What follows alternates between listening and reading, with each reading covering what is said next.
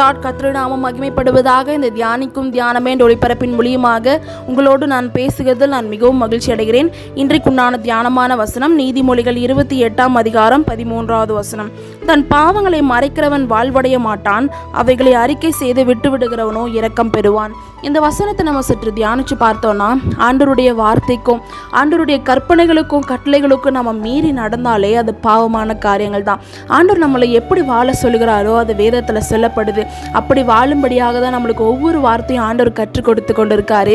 நீங்கள் இந்த வேலையில் ஆண்டவரே நான் இந்த தவறை தெரியாமல் செய்துட்டேன், நீங்கள் என்னை மன்னிப்பீங்களான்னு ஒரு கேள்விக்குறியோடு அமர்ந்திருக்கிறீங்களா? ஆண்டவருடைய சமூகத்தில் வந்து ஏசப்பா இந்த காரியத்தை உமக்கு விரோதமாக இருக்கிற இந்த காரியத்தை நான் தெரியாமல் செய்துட்டேன், இனி இந்த காரியத்தை செய்ய மாட்டேன்னு சொல்லி அந்த பாவ காரியத்தை முழுவதுமாக நீங்கள் அறிக்கை செய்யுங்க.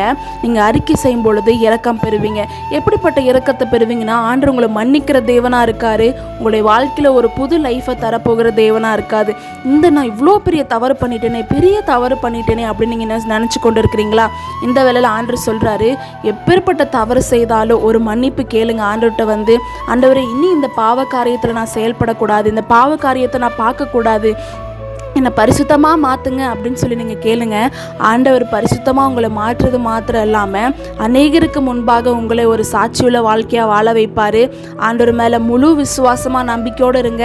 எந்த நிலைமையில் இருந்தாலும் இந்த வார்த்தையை நினைத்து பாருங்கள். ஆண்டவரிடத்துலேருந்து இரக்கம் பெறுவீங்க. கர்த்தர் உங்களை ஆசீர்வதிப்பாராக. God bless you all.